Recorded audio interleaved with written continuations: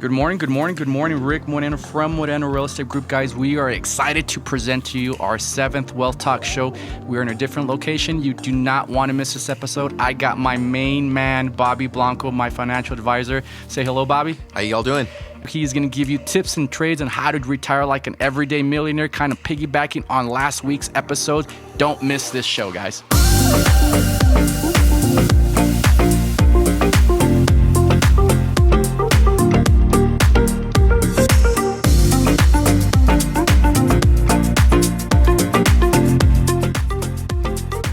I'm your boy Rick Moreno from Moreno Real Estate Group, owner and broker of Moreno Real Estate Group. I am here with a special guest. I can't be more excited to have a good friend of mine, long friend, and also my financial advisor, Bobby Blanco. He's in the house today. We are going to be talking about some everyday tips and trades of what you can do as a young man or as a 45-year-old, 65-year-old to learn how to invest properly and get your retirement plan on track. First and foremost, Bobby, just kind of introduce yourself, say hello to the crowd, and glad to have you here, big guy. It's a pleasure to be here. I'm really excited. I'm a partner with Strategic Wealth Advisors here in El Paso. Been in the business almost 25 years. And just excited about helping people learn more about what they can do with their money and how they can strive to success, true success, by just doing the basics, you know? And that's something that we've focused on my whole career in just helping people understand and make good decisions. Awesome. How long have we known each other, Bobby? How long have you been helping me out? It's been a while. 20 plus years. You're one of my first clients, I'll put it that way. And very blessed to have you. So, been great. It's awesome. He's helped my dad. He's helped everyone in my family. So now he's helping my agents. For all the realtors out there, I would highly recommend, regardless if you're working with my brokerage or not, he's a go-to source for me, especially a lot of agents that are asking me what to do to retain that commission and make your money grow. This is an episode you guys want to catch, guys. Well, let's get into it. My last week's episode that I haven't launched just yet, Bobby, my videographer, he's going to be pushing that this week. But I kind of briefly talked about 5 basic tips to retire like an everyday millionaire, and I'll recap it. We talked about eliminating your debt. Talking about getting life insurance, also investing and making your investment plan automatic and diving into whether it be a 401k, matching that with your work environment, going with the IRA or Roth IRA platform, and then talking about buying property with a form of passive income, and then establishing a will. Making sure that their assets are protected, and instead of having fights and arguments with loved ones, that you guys leave a legacy for your kids and also grandkids. Right. So this is a perfect segment for us to kind of dive into the first question, and the basic question. Walk me through, like if I'm a second grader, Bobby. I already know the ins and outs of this, but for our audience out there, what's the difference between that traditional IRA platform and the Roth IRA? What are we looking at here?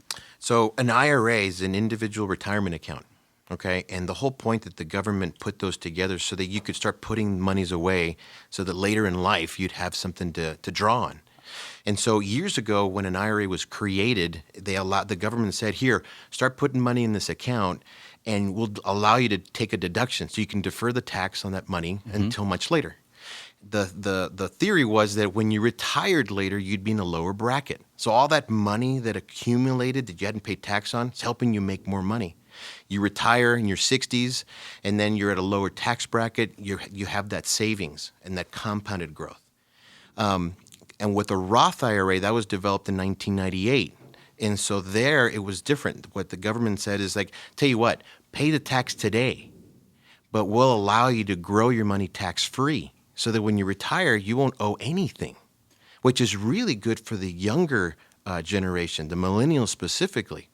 Absolutely. I want you to expand on this little mini question. A lot of people have a problem with paying tax today, but why is it more beneficial to do that, Bobby? Well, here's the thing. Tax, you're going to pay it. And I think that's the biggest misconception. People think, I need to avoid tax. First and foremost, you got to pay tax. Absolutely. We live in the United States. You got to pay tax. Bottom, that's it.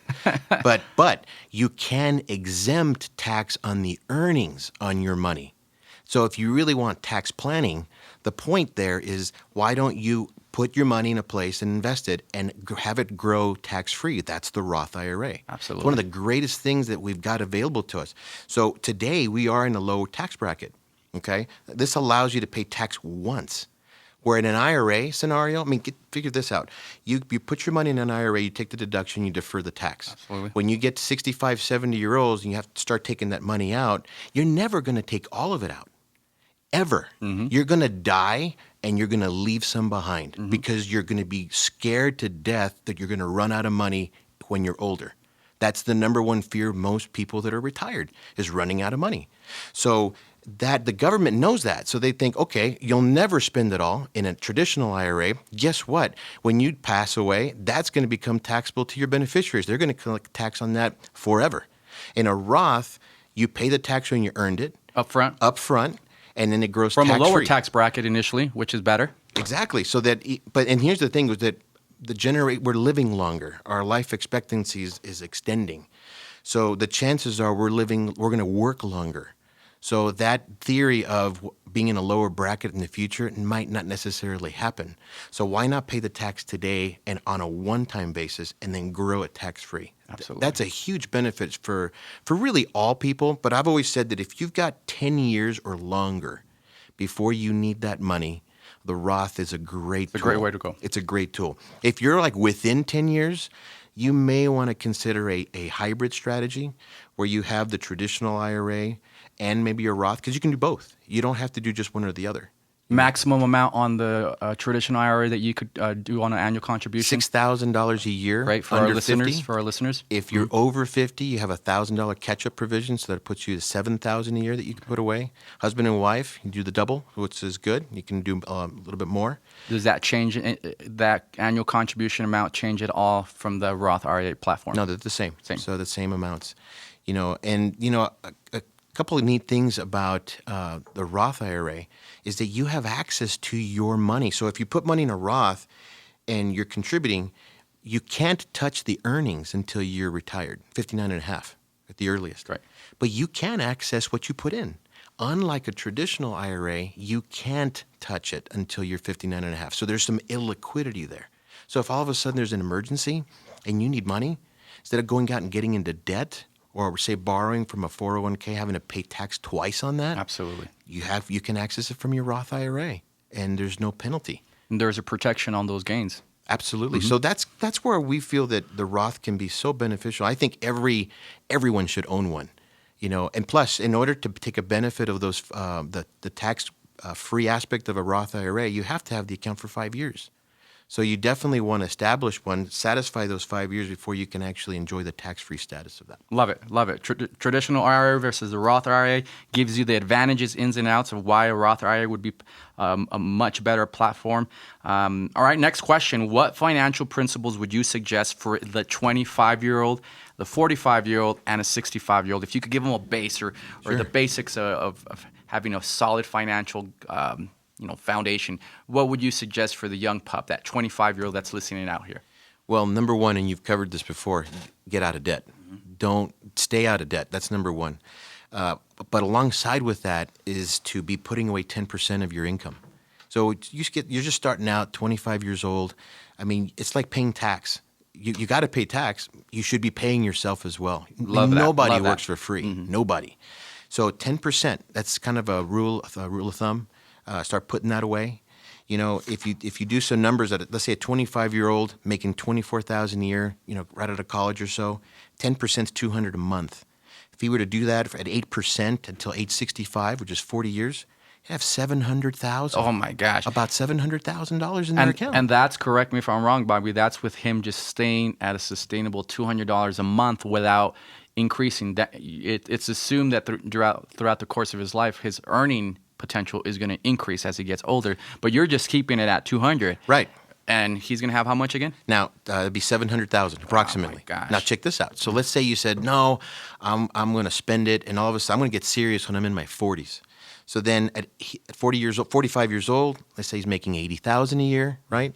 Same 10% rule, and he gets serious about it. Now at 8% for just 20 years, he would only have accumulated 382,000. So that's half. Contributing more, right? Contributing more, monthly, over about $650 a month. But during a less less the duration is less. And why is that? It's compound interest. Einstein himself said one of the most powerful things that we have is compounded interest. Absolutely. And so you're missing out on 20 years of compounded growth right there off the bat. And then, of course, not being in a Roth, you miss out on the tax-free part of it. So that portion that you would have paid Uncle Sam in the gain, you lost that too. Yeah. It's all about opportunity cost. Absolutely. And that 20 years is a commodity. If I'm, being in my age, I'm almost 50. So being able to I don't have that anymore. If I could go back, it's something I would buy. I just can't. If you could go back and kind of punch the 25-year-old Bobby in the face, Right? you would be like, yo, this is what you Please. should be doing right now, right? You have to do this. All right, so get out of debt. Start investing something, even if it's something small. A minimum of 10%, you said, is just kind of like entry-level rookie status. Get something in the door, right? Absolutely. Anything else for the 25-year-old, you think? Also establish a good emergency fund. I mean, I can't stress this enough. And most people will get into the workforce, they'll be offered a 401k. Believe it or not, only 51% of Americans have access to a corporate retirement account. Did you know that? No. 49% don't. That's where the Roth IRA or a traditional IRA comes in. But I mean, still having an emergency fund, a money market account for emergencies, you got to develop that because emergencies will happen. And it's true. It will. And come at the wrong time. That's too. something that's super important for me and my realtors in my brokerage is if your emergency fund is coming out of your normal checking account, then you're doing something substantially wrong. You definitely want to put it in a separate account. That's Absolutely. different. That's Great advice, arm's Bobby. length. Great advice. Don't get into debt. Don't go to your credit cards. Put it aside, and then when you spend some of it, you put it back. You put it back. Love it. And so that way you have that bucket going along with your retirement bucket. And then a Roth, I'm also inclined to start a bucket in the middle, something in the middle that's a 5 to, say, 20-year bucket. Things that you want to do, start a business, buy a home, those types of expenses that really are not in the retirement bucket yet. Yeah. So it's really 3 different buckets that you need to be building. And so that way you have monies in different areas. Love it. Love it. All right. What about the 45-year-old? Now they've already, understood the game a little bit. What should they be doing? Some basic quick principles for that 45-year-old. What do you have? In a scenario like in our 45-year-old who's making $80,000 a year and he's only got half, or she's got half, the key then is going to have to ramp up the percentage. So instead of 10%, we may have to go to 20% to kind of catch up. Catch up. So that scenario is important.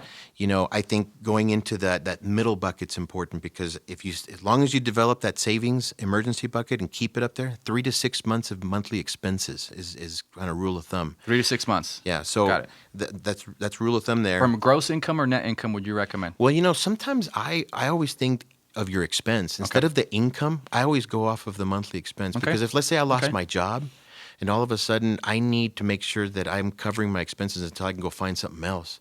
And if I'm in a job where I'd have to kill someone to get fired, then I really only need maybe 3 months. Yeah. But if I'm in a commission type sales position, I need more. Yeah. I need 6 months. Yeah. To kind of keep me going so that I know those ups and downs will come. I got plenty of cash to lie on. So that's important.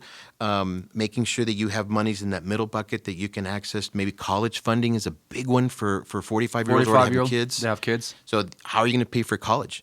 So you got to have to start putting monies away into that. And I'll tell you, and this is probably another segment, but the Roth IRA also gave birth to the 529 account. Yeah. Works the same way for college funding. So in that scenario, put monies into that so that you can see saving your monies for college educations. And then all of a sudden, you've got monies that are growing tax-free there as well. Love it. To help pay for tuition. This is assumed, though, at this age, if you're listening to this segment early, that you have already got into a position where you don't have mega debt. Because if you have debt, you're a slave to this. This plan for the 25-year-old or the 45-year-old won't work. You won't be able to give 20 to 25%, right? So what about the 65-year-old, Bobby? This is a little bit different tactic at this point, right? Well, see, when you're 65, I mean, Social Security starts at 65, but that's what it was designed for. And of course, now with age, it's 66, 67, now going on 70. And they're going to keep pushing it farther as well because these major entitlements that the government is spending just keep getting bigger and bigger because there's more of us here. So for a 65-year-old, I mean, for the most part, most people have Social Security. If you've worked in a government type scenario, you should have a pension, some form of pension, and other savings. And I think at that point is making sure that you are protecting what you have and minimizing your budget that you're spending. Most people are going to go back to work. Most people are going to actually go back and do something else. And so it's budget control. debt control, and possibly going out and getting a part-time job if they're not going to make ends meet. At this point, would you also recommend, they probably should have already done it prior to this, but anything for long-term disability or an income protection plan, would you recommend any of those platforms to them? Long-term disability really ceases at 65. Okay. But I'll tell you, one of the areas where people who are 65 really need to think about is long-term care. Long-term care. So here, what ends up happening is we're living longer, but our quality of life is not getting any better. And so what ends up happening is we're getting sick. And so all of a sudden, we might not be able to take care of ourselves, and we'll find ourselves needing assisted living or nursing home or home health care. So guess what our long-term care is? It's our assets. It's our savings or our children. Absolutely. And most people don't want that. So a long-term care contract could be a way to preserve the savings you have. And that's really important. So, but it gets really pricey once you get into your 70s. So the sooner the better. Absolutely. The sooner the better. I'll even tell clients, in their 40s to start considering it, and maybe even their 50s. And so really it becomes available around 45. But I would say to make sure that the costs are brought down and minimized, definitely start considering that early on as a protection mechanism of your assets. Because, look, long-term care can happen at any time. You're in a car accident. You're driving. You're doing everything right, and all of a sudden you're a quadriplegic, and you need home health care. And all of a sudden, everything that you had saved at that point is at risk. Is at risk, and then you're going to be putting other people at risk as well, because now you've changed. An accident happening to one of us, God forbid, you now put someone else into that kind of dynamic, right? So Absolutely. Awesome. This next one is near and dear to my heart, man. I get tons of emails, questions, calls, direct messages from the young pops, millennials. What do you think are the biggest mistakes that millennials are making today, Bobby? You and I have talked about this many a times, how we are in a world of hurt with our millennials not making wise financial decisions. So what do you think are some of the mistakes that they're making that you see come across your day-to-day? The most highly educated generation in our history. Yet The millennials. Absolutely. But they're worst prepared going into a job market. And then on top of that, mounted with student loan debt, okay? And then they have the highest global competition for jobs. So they graduate, and they've got all this education. Not prepared, and sometimes even with a master's degree, and they're at Starbucks trying to make ends meet and doing what they can. I mean, they're trying, but it's scarce out there. So there's not a lot of jobs. They're like a hamster in a little cage, just spinning the wheel, and global competition's tough. That's big. Over degree saturation, their degree is not as valuable, and you hit it right on the head. Student loan debt is, in essence, prohibiting them from actually doing the 10% rule or the 25% rule in their investing. That's the biggest I think, in my opinion, the biggest problem is the debt. And that really applies to anybody. But for our millennials, the debt is the biggest issue, because then they're behind that 8 ball. They can't get behind it. So then they finally can get out behind it when they start making more money. They're in their 40s now, and they've already lost that opportunity in accumulating monies over their lifetime, that 20 years of compounded growth. And I'm just going to call a spade a spade. We have these young 20-year-olds, 25-year-olds, 27-year-olds. They're driving BMWs, but they're still living with mom and dad. Their checking account doesn't reflect it. I mean, it is. There should be no reason whatsoever. And we talked about it. We talked about it with my videographer, how social media plays such a critical role in enhancement of your business, but it could also derail your financial plan if you're not careful, because you want to keep up with the next person who's having those likes or comments, but you're not in a position. So you got to get to a position where you give 2 cents. You literally could care less about what people think about you. You got to get to understand that the process is more important than you getting that nice car when you shouldn't be having a nice car. Look, instead of the Beamer, settle for the Toyota. Yes. Get out of debt. Make sure you have plenty saved up. There'll be plenty of opportunity to get that Beamer, that Mercedes. Really, it's there, but make sure you're financially sound.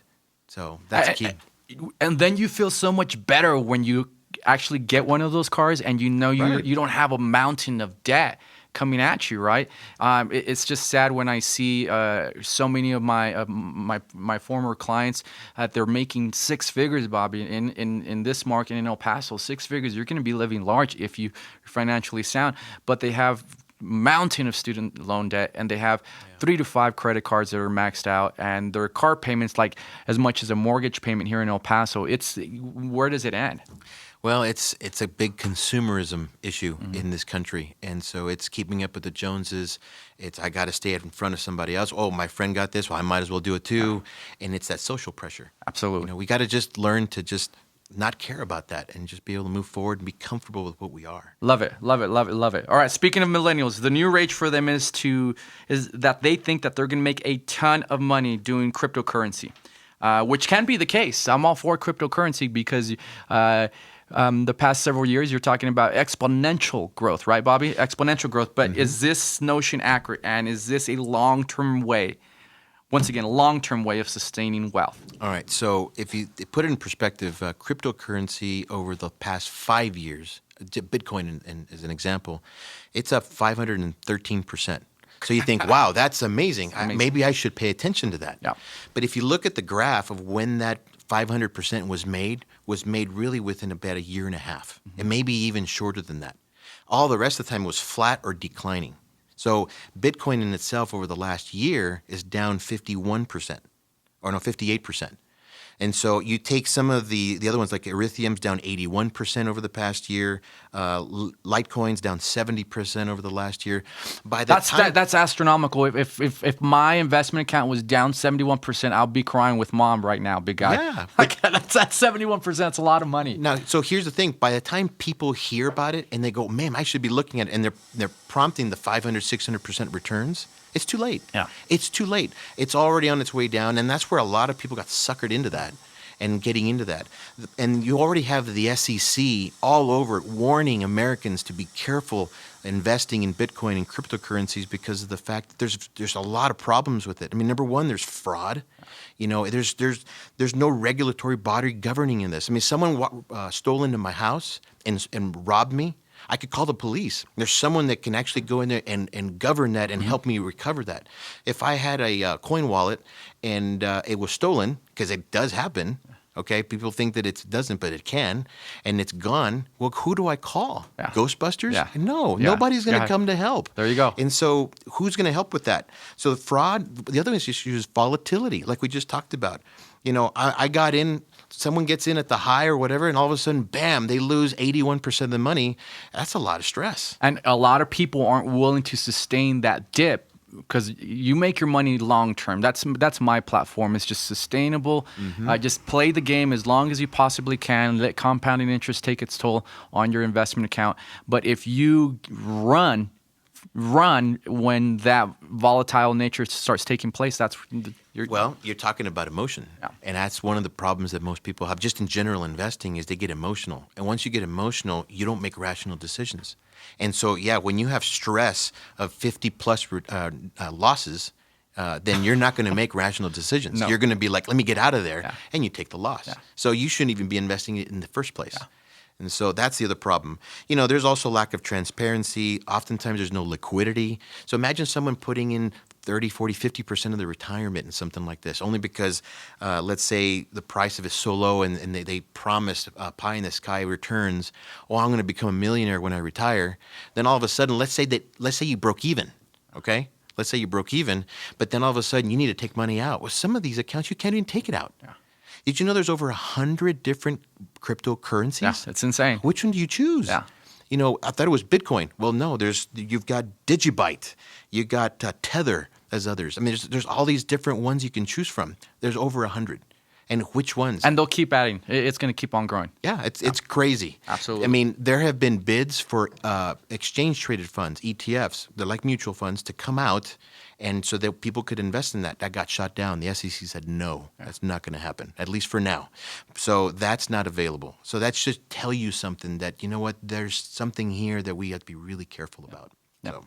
Love it, love it, love it. And I'm not against cryptocurrency, but once again, the notion of this particular episode is how can we get into unique roads that will lead us to long-term sustainable wealth, and the notion for millennials to get in. I mean, you have these young 22-year-old pups going into these kind of trading groups, which is great, and I'm all for it. Make some money, but if you are not careful and if you're not taking advice from the right person, then you're going to be in a world of hurt. Yeah, and I think you said it right there, long term. So if you're going to invest in this, and I'm not opposed to that, as long as you have a plan. Absolutely. And the plan has to be, it's like, okay, I'm going to invest a responsible amount of money into something like that, not all of it. Yeah, exactly. A lot of people think I'm going to invest all this money, and that's where they take massive losses, irresponsible, bad decisions. So they're willing to spend $1,000 a month. If you're a young pup spending $1,000 a month in these trading platforms, but then you have credit card debt and student loan debt, and then that just doesn't make sense. That's asinine for me. That's just silly. All right. My last question that I have for you, for all my realtor friends out there in the industry, a lot of young pups, it doesn't necessarily have to be for the real estate industry, but someone who is self-employed. Not a W-2 employee, Bobby. That's a little bit more easier for me. But the self-employed, entrepreneur or the real estate agent, whether it be newbie out of the real estate academy or a veteran who just hasn't got a good grip on their finances, what must-haves would you recommend for that real estate agent? Well, I'll tell you, get good advice. Surround yourself with good advisors on multiple levels. A good CPA, a good business attorney, a good financial advisor, a good insurance agent, a good banker, real estate agent. All these people that have wealth of knowledge. We graduate from school and those mentors go away. And then all of a sudden we're left alone. Learning stops, yeah. Right. So you start a business and then there's no one left. There's no one there but you. Surround yourself with good people so that you keep accountability in place. That number one is, I think, the key to starting a business and being an entrepreneur. On top of that, again, it's just like we talked about for everybody. Make sure you stay liquid, save money, stay out of debt, be forward thinking, always be thinking ahead. Be a good critical thinker as to what you're doing. Ask questions and investigate why. Understand your risk. How much risk am I willing to take? I know these are a lot of concepts and stuff, but they're real. A lot of times people will take undue risk. They didn't realize what they were taking, and it could really affect their life, their business decisions. When you're a business owner and you have people who depend on you for their salaries and their income for their families, and you make one bad decision, that could mean someone going unemployed. Yeah, and it's kind of like a fool's gold industry for us if we're not careful, Bobby, and I'll explain. And then you're in the commission-based field as well, so this will just hit home. For us, what I see a lot of realtors, and I'm not even going to discriminate based off of new or experience, but let's say you're on a nice little roll, you're killing it. You're on a month or two where you are closing several deals a month, and you're making $10,000 to $20,000. It's very possible. I just had a lot of my young pup agents. They're easily making over $10,000 to $20,000 a month because they just busted their butt in the previous quarter. So now they're enjoying the fruits of their labor, right? But why is it a scary thing for you to have such a huge collection of immediate cash, and if you don't do anything with it? Why is that such a scary concept if they're not careful? Well, it's funny that millennials tend to hold more cash than most of the generations. That's another generational fact as well. A lot of times, they might be afraid as to where to put it. They've kind of seen 2008, the Great Recession. Even prior to that, they were kids, but they saw their parents go through 2000, 2001, 2002. And so we've seen a lot of volatility in the markets, and they've been reacting to that because of what they've seen in their parents. So now they're really careful as to what they do with their money. But they're not careful with their money when it comes to spending on their material aspect. It's with their investing, they won't. They're codos. They won't let the elbow go, right? But they'll overspend on makeup, on clothes, and all these other stupid, silly things, right? No, it's true. A lot of people think that, I'm not going to take any risks, so I'm just going to leave it in my bank account. Or even, I'm going to, one step further, I'm going to put a money market account, and I'm doing the right thing. But they don't realize that their money has a cancer. In fact, all of our money has cancer. It's called inflation. If our money's not growing at least 3%, per year, it's declining because everything will cost more in the future. And if our money's not keeping up with that 3%, then we're not growing. We're declining. We're losing money. So putting money in the bank and leaving it earning 1% or half, you're losing money. If you get that. Yeah. So that's key. So again, surrounding yourself with good advisors, mentors, at all levels can help you make good decisions. So when someone says, hey, I've got all this money kind of sitting there, don't know what to do with it, go get some advice. There you go. Go get some good advice and then research it so that you know you're making the right decision. What about for the real estate agent, discuss regarding quarterly or doing something annually or even establishing a SEP? Would a SEP, talk very quickly what a SEP is, and would that be a good option for a 1099 real estate agent out there? A SEP allows you to put more money away Okay. than a traditional IRA. And it is good for a self-employed individual because they're allowed to put more away. Because traditional IRAs, you can only do 6,000. And, and if you're over 50, you can do 7, but that's not enough. So you want to be able to sometimes put more away, especially to catch up or so. Okay. So I think those are great tools to take those deductions. And then, of course, you can even do conversions into Roth later on as life goes on and make sure that they grow tax-free. So a retirement plan as a self-employed, remember, you're not going to be offered a 401k because you're the boss. So then you have to create the retirement plan. So a simplified employer pension plan, SEP, it works out well for just kind of a single entrepreneur, maybe a couple employees. You start growing and you start having a lot of employees, and I normally look at 10 to 20 or more, then a 401k becomes prevalent. Okay. Start looking at that, which is really what most major companies offer nowadays. Great The advice. pension- Great advice for the broker as well. Oh, yeah. That's great advice for someone who to probably look into a SEP as a form of investment. Self-employed, absolutely. So that allows them to put a lot more away. Because remember, guys, if we're not putting money away properly, we're going to work forever. Yeah. And the retirement there is no retirement. And you don't really quite know if you're going to make it because nobody knows what things are going to cost in the future. We don't know what the future brings. Love it, guys. I know a lot of people don't get excited when we're talking about finances. They actually kind of cowered away. They put on this magic front, pretend that they have, but they don't. We're going to call it out how it is in this show, and I love having my financial advisor, guys. If this is something that interests you guys, like or comment and share. And please, please, please do me a favor. Reach out to this guy. He's just a wealth of knowledge. I like hanging around and surrounding myself individuals who kind of put me in a better position financially. And for those young pups who've kind of been reaching out to me, it would be important for you guys to start learning the correct way. I'm not saying remove yourself from the BMW or all those fancy things, but if you just put that on hold temporarily, and that way you could kind of catapult yourself financially 10, 15 years from now. Kind of taking that step back, right, Bobby? We talked about it, how people don't want to take that initial step back in order for them to catapult themselves later. So That's true. Yeah. People are afraid. They don't want people to judge them as, oh, I had this and now I have this, so they think you're a failure. Yeah. You just have to stop paying attention to what other people think. Pay attention to what you are doing so that you can get to where you need to be. Love it, guys. Pay off your debt. That's Bobby's message. That's my message.